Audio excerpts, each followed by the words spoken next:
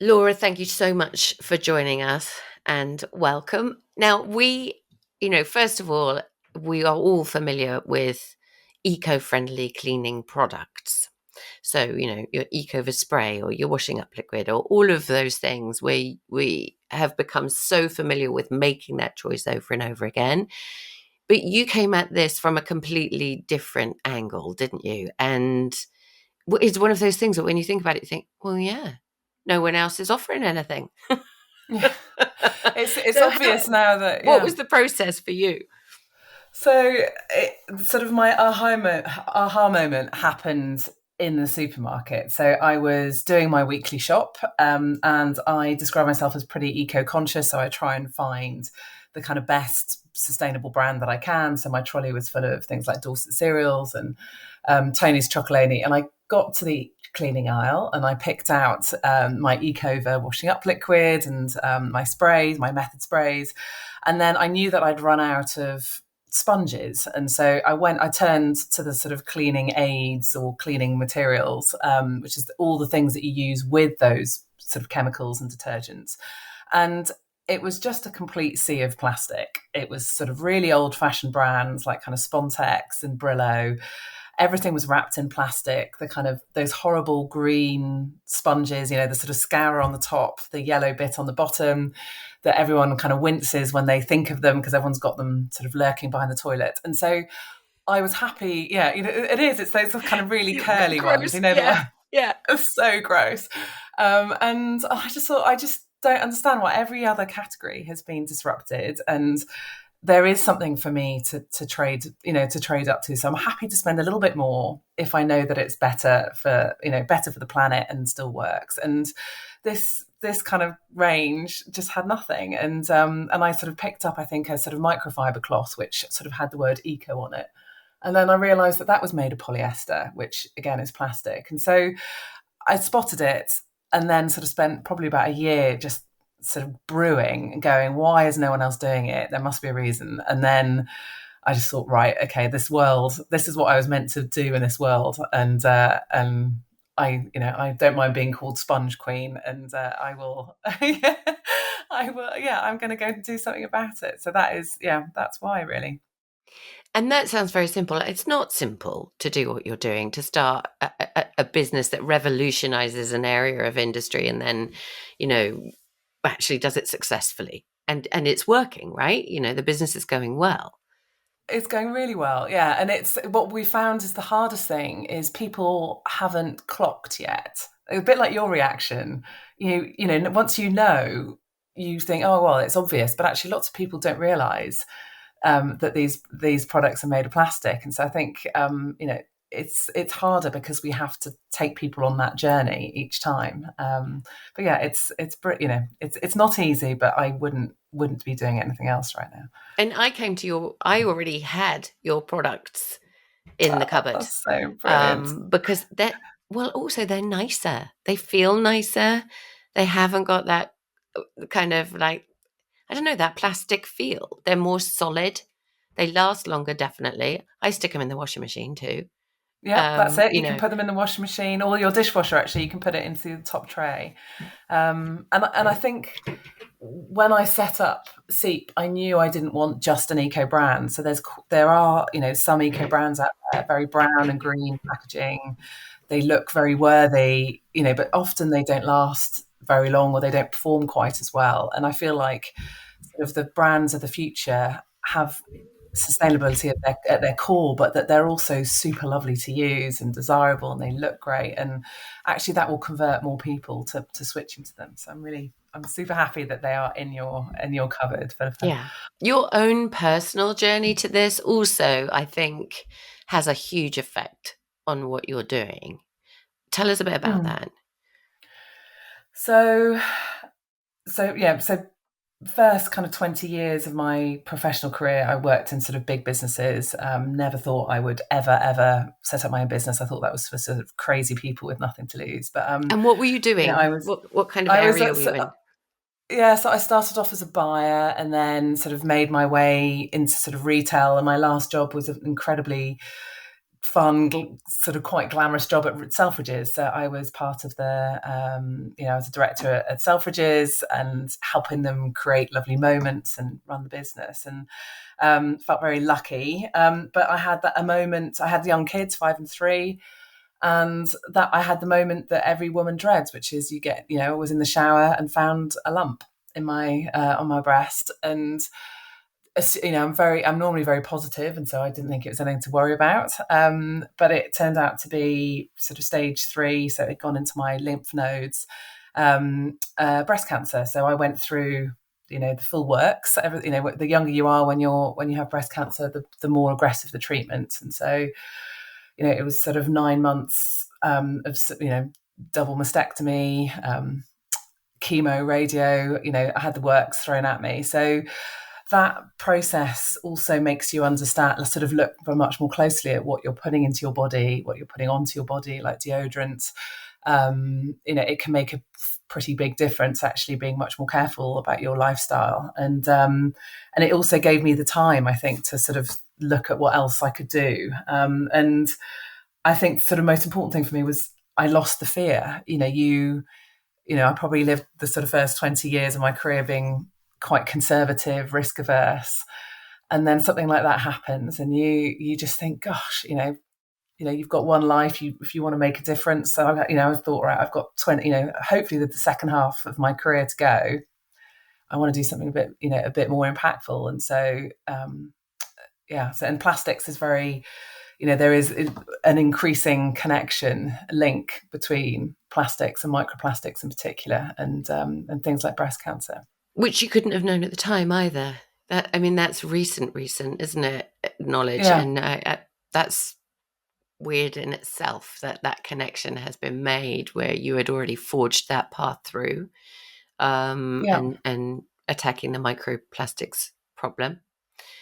yeah. And I love that losing the fear idea, because so many of us don't act, and it's usually, if you kind of drill down a little bit, it's usually a mindset, fear-based reason, either lack of confidence, or what if I don't make any money and we're all destitute, or all sorts of reasons. Does fear just go away like that in that case, or do you still battle with those demons that the rest of us would battle with? I think you always, yes, as running your own business, there's always a fear, a fear of, a new product not working, or a fear of running out of money. We've just launched in Booze, which is a sort of Northwest retailer, we fear that it's not going to work because, people aren't going to like it. But you learn to live with uncertainty, and you kind of start to build this kind of muscle, which is sort of an internal muscle that just says, look, whatever is thrown at me, I think we're going to be okay. And, I've got great people around me, great team, supportive family, we will figure out how to get through it. And I think so it doesn't ever go away. You just have more confidence that it's surmountable, I think. And even if it's not surmountable, something else will come. So I think that's something I've learned a bit later on in life, really. You've got a resilience muscle. Yeah, it And is. maybe, and in That's fact, absolutely it. that's maybe something that the breast cancer diagnosis gave you too. Absolutely. You just know that you can dig really, really deep. Your body can, your mind can. And, I think actually it's pretty much a superpower now. We were raising investment last year, and, we talked to a lot of investors, and often they're sort of, predominantly men, but they asked, like, what makes you resilient, or what makes, they want to be certain that they're investing in a team or a founder that's going to stick around. And I think, it's a if you saying that you've gone through breast cancer, you've beaten it, and you've then gone on and done something brave, I think is hopefully a really good sign of that. Yeah, that's amazing. When you say things like, well, we were fundraising last year, I think, well, that sounds very grown up and huge. Like, I wouldn't know where to start with something like that. How do you learn? It's one thing thinking I'm going to set up a business, and another thing having this wonderful mission. I want to talk more about microplastics. But Yeah. then and another thing entirely to actually know what to do business wise. Yeah. So, I mean, not everyone has to fundraise. So, I think the reality is when you're building a consumer brand or sort of a tech business, actually, it does require some investment early doors to grow and to scale and to bring the right people in. And I didn't know how to. I didn't know how to fundraise. Being in a big business, you don't really. It's not part of your job. But there is this incredible community that's grown up over the last few years, especially for female founders, because I don't know if you know the numbers, but sort of 2% of capital goes to female founded businesses in the UK. And so there have been all these lovely kind of grassroots root groups to support women, provide intros, training, funds that are now set up to provide investment to women. So that, and you learn off fellow founders that have been through it before. And it's a bit of a test and learn. So, I'm sure that my first few meetings were pretty, weren't very slick. And, it looked a little bit like, sometimes I felt like a sort of a teenager going around with asking for a bit of extra pocket money. And then you realize that actually it's not. You're giving an investor the opportunity to come on the journey with you and to disrupt a category. And actually they're the ones that, are lucky to come on the journey with you. And so it takes practice and privilege as well. So some people have got, access to the right contacts and others haven't. So yeah, I've learned a lot along the way. And so those groups are out there that will So help many. you. If Yeah, somebody's got yeah. if you've got a great idea, don't let that lack of knowledge hold you back necessarily. Absolutely. So I think there are, it's one of the things I feel really passionately about. So I write about it on LinkedIn and, but there are amazing groups. So Emmy Faust, who runs something called Female Founders Rise. And so that's all about, empowering. I think she's got 2,000 female founders in her network now. And she brings in, people like Google and investors so that, it's trying to level the playing field. Right. Okay. And we can find those online if anyone's interested. Yeah. Yeah, if you look at so if you go online, I think LinkedIn for anyone thinking of founding a business or raising investment, I would look at people like so Emmy Faust, Faust. There's lots of or follow me, and then there's quite a few of my posts. I provide resources as well, but it's making a difference, I think. Yeah. So back to products and back to the world of cleaning. What have you got any stats for me on, obviously you can see there's a problem when you walk down the supermarket aisle and everything's plastic.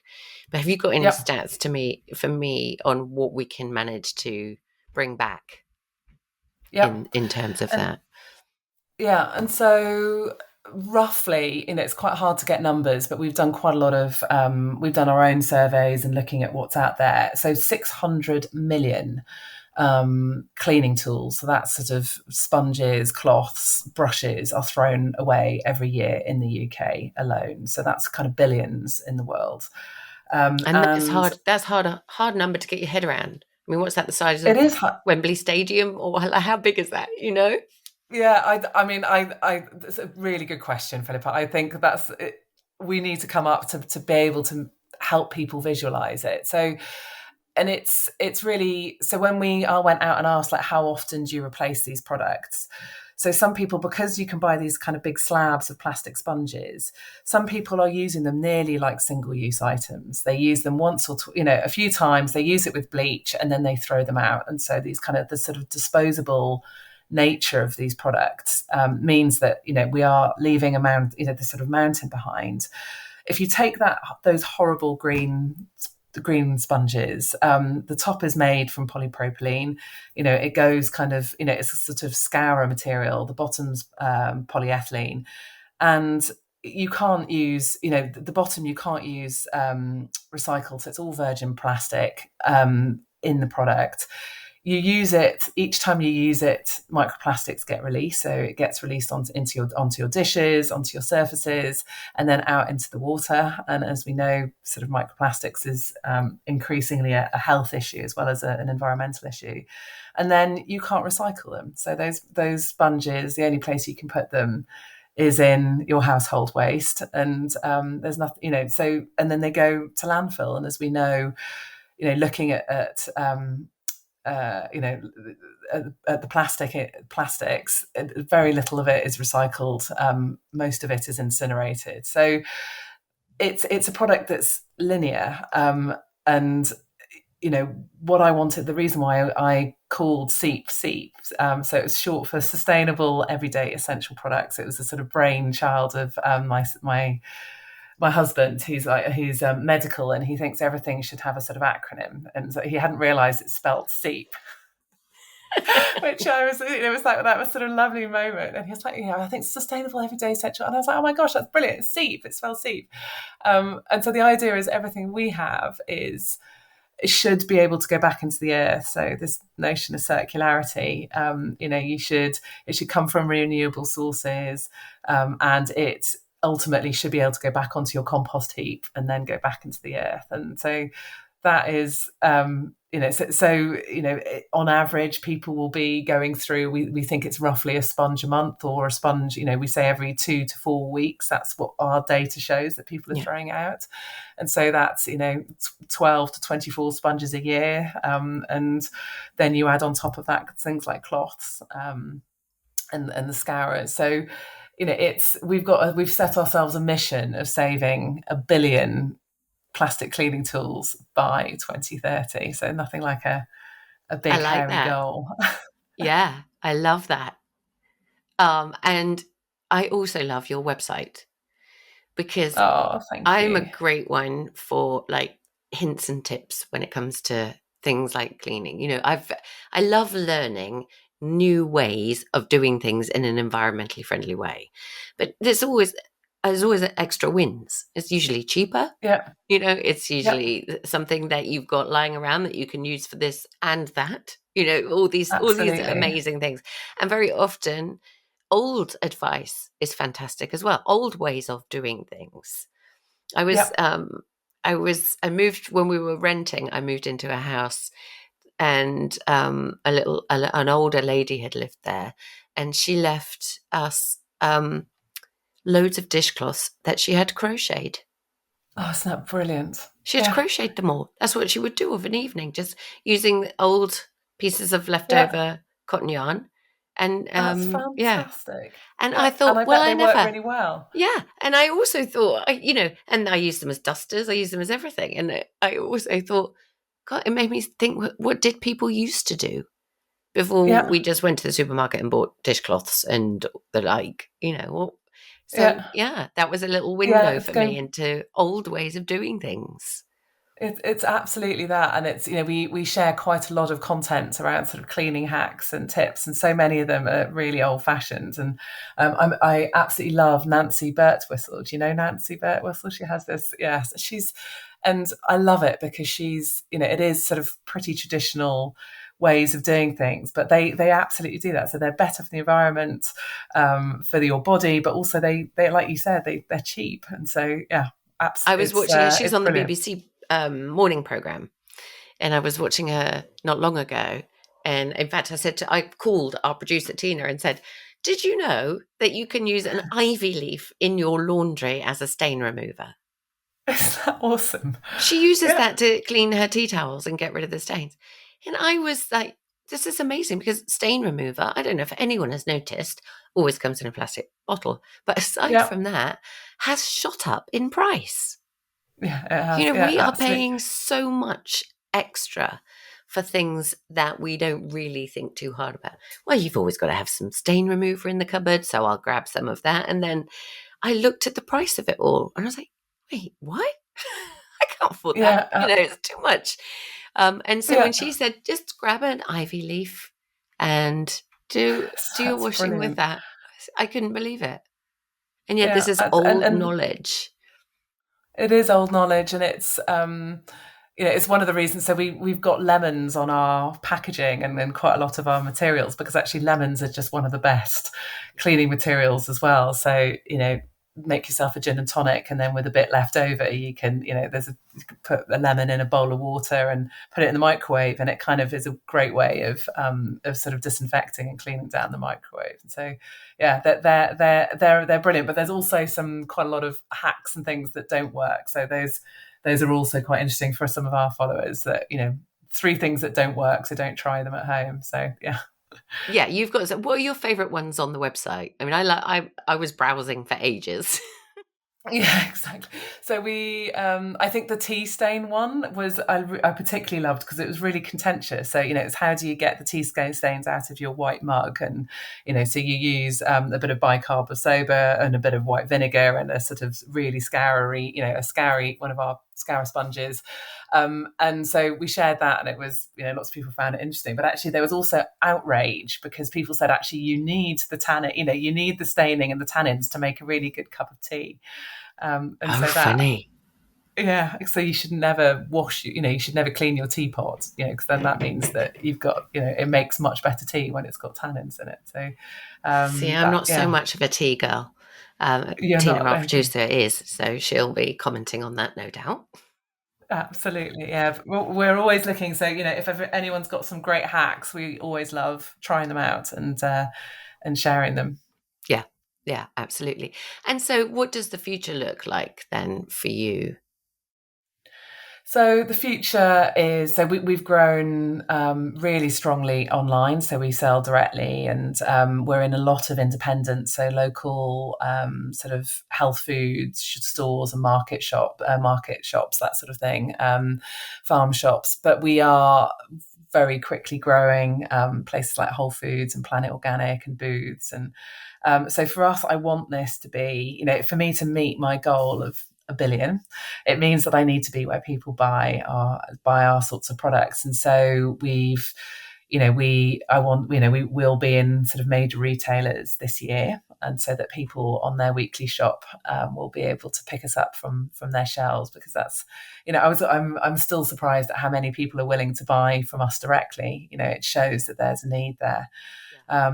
But I want this to be, if you're a busy working mum or dad and you're doing your weekly shop, you don't have the time to do that. So that's what we want to do. So that's on the product side. That's on the sort of sales side. But we also have got some really exciting product development in the pipeline. So with some new materials, and I think that's all under wraps, but you can imagine some of the products. So we've got a sponge, we've got a cloth. We haven't really got a brush yet. So that's what we're figuring out how to do in a way that's as circular and as true to what we do as possible. And so, yeah, there's lots of those going on. And then what we'd love to do as well is some microplastics research on the sponge scourer. And so there's been quite a lot done on the fashion industry. How many microplastics are released each time you wash it? But actually, a cloth you're using several times a day in your kitchen and or as you're washing up, and no one's actually ever done any analysis on that. And so that will be our sort of first piece of R&D with some researchers. And so I'm having to be patient though, Philippa, because academia doesn't move at the same pace. No, academia does, yeah, but and quite rightly so. It's got to be thorough. But what Yes. and that's a good place to bring us to, because what we are knowing more and more, and we touched on it earlier about microplastics, is not just the huge effect on the environment, but actually the huge effect on our bodies, which I think Yeah. has taken everyone by surprise. Yeah. It What can you tell us? has. Yeah, what can you tell us about that stuff?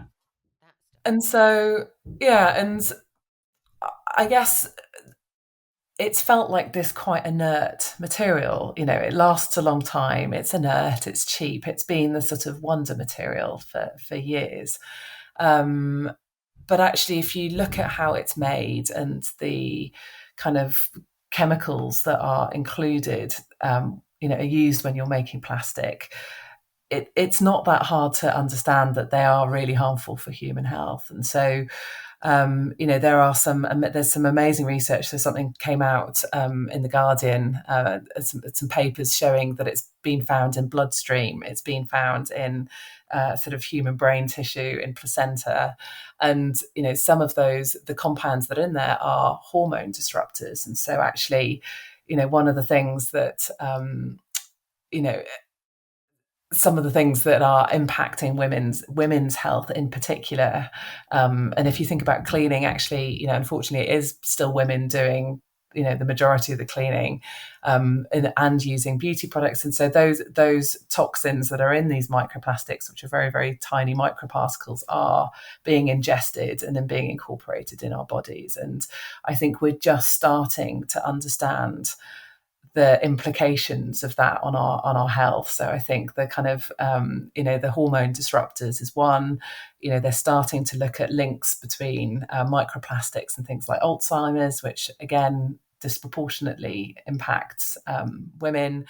And so I think there are more and more papers and research going into it, and I think hopefully people understand now it's it's a growing issue. And there's an amazing lady called Sian Sutherland. I don't know if I don't think you've interviewed her, but she's fabulous, and she's sort of on a mission really to get plastic higher up the agenda, to try and get it included at COP. There's a sort of global plastics treaty that they're trying to get signed, so that it's higher up the agenda. So I think consumers are starting to, it's a big issue for consumers, because I think people can understand it's a plastic bag rather than carbon, carbon footprints are sort of a harder thing to understand. But it's just not high enough, the sort of legislative agenda. And but it's changing. It's changing fast. And I think places like the EU, so where you voted, but they are legislating now for removal of plastic packaging, and are kind of, I think, a few steps ahead of where we are in the UK. Yeah. Well, there's no surprise there. We are lacking behind, rather. Yeah, and they're just being brave and saying actually it's not okay to have all of your fruit and vegetables sold in plastic packaging. You should be able to buy it loose. There's no reason why you shouldn't. And so I think it's moving fast. But yeah, I think Sian Sutherland would be a fantastic guest on one of your podcasts. Great. And somebody to look up if you want to have a further look at the whole subject. Yes, she runs an organisation called Plastic Planet. There's a lot of good thinking, science-based research, which is backing up why this is an issue and needs to have some legislation around it. And so I'd really recommend looking her up. So, when was it you started? When did you say, right, I am now founder of a company called SEEP? I know, it took me a while. So it was end of 2020 we launched. So it was kind of for Christmas. I think a lot of friends and family had sponges for Christmas in 2020. And so that was the end of 2020. So we're just over 3 years going. So it feels like an absolute lifetime. But it's. And what would you say is the biggest lesson you've learned in those 3 years? What if you could, say to yourself 3 years ago? I think it's that you can only do what you can, that to not be a perfectionist. And so I think in the first few months, I wanted to be, I was so caught up in, so I wanted to do absolutely the right thing and produce this product that could go into food waste and was 100% compostable, home compostable, and make sure that, then I realized, actually, well, every council has a slightly different way of treating some people, some councils take food waste, some don't. And so I spent a lot of time agonizing about how to fix the sort of food council waste problem so that my products could. And then what I realized is that actually I'm just going to produce the best possible product. I can provide some advice about how people can compost it. But actually, if you're working in a sort of broken system, you've got to start somewhere. Yeah. And I think that's been a really good lesson for me, is that you do your absolute best with the information that you have. You're super open with your customers and transparent. So one of our key values is to be straight up. We haven't always got it right. And so that is probably the one thing, is just do your best, make the best decision based on what you've got, and be honest and straight up with everyone as you go. But you can drive yourself insane if you try and make, do something that's absolutely perfect, or you just wouldn't launch, really. So I think that's probably And my you can lesson. improve over time. You can always get better and better and better. Absolutely. So yeah, there's a good story. So our first ever cloth was a sort of plant-based cloth. We had our specs there, our specifications that we'd agree with our suppliers. It was performing really well. And we had a new team member who was a sort of textile specialist join. And she kind of did this funny, like, she kind of touched it and smelt it and was just like, God, something isn't quite right here. It's that sort of moment when your whole stomach churns and you're like, what? And we sent it Stop for sniffing my independent. dishcloth. I know, exactly. She goes around sort of she was so good that she could just sense it. And so we sent it off for kind of independent testing, and it came back with 1.5% polyester. Yeah, and I was absolutely devastated. So polyester is a form of plastic. Lots of people don't realise that polyester is plastic. That they're wearing plastic.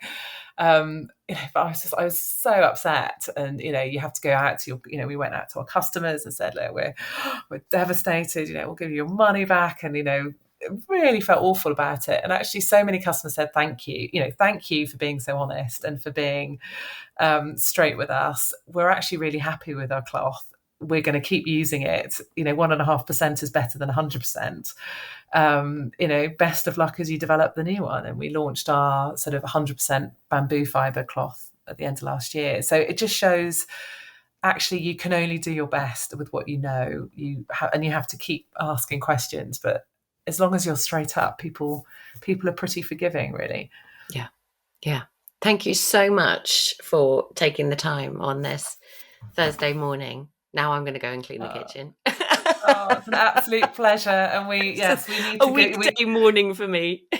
Oh yeah, and put some good tunes on. Hopefully you'll a little bit at a time, and it'll feel surmountable. And thank you so much for letting me come on and tell the story of SEEP. And it's inspiring. Yeah. It's absolutely inspiring that you can go from that idea, and how many years later here you are, running the company, making the difference. And by chance, as I said, I already had your products.